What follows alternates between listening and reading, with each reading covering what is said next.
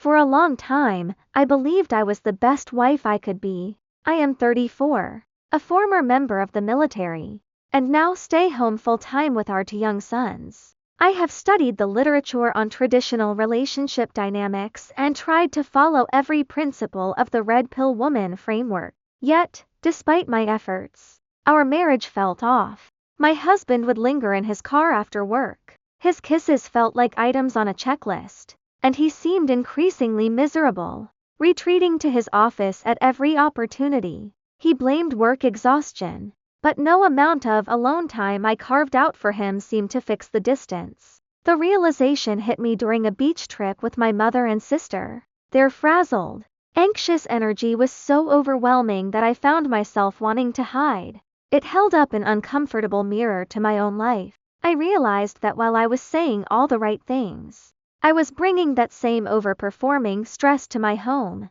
My inability to relax was sending a loud message. I didn't truly trust his leadership. I decided to make 5 radical shifts. I stopped over-communicating.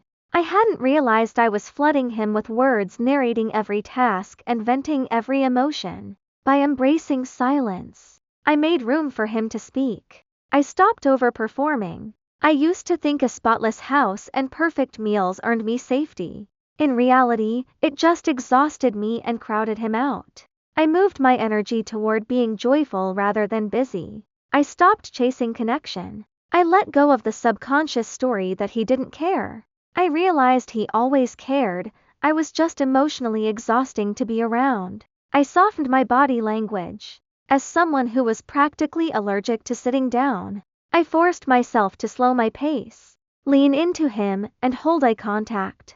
I slowed down in general. I began doing everything, even laundry, with softness and intention.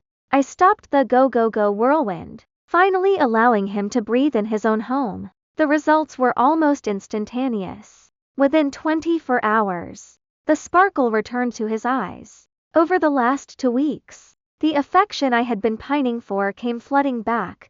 Lingering hugs, flowers, and playful texts from work. He finally felt peace. It was a humbling experience. All the things I knew logically to be soft, receptive, and joyful finally clicked. Last night, he told me unprompted, "You've been so happy lately, and our relationship feels really good."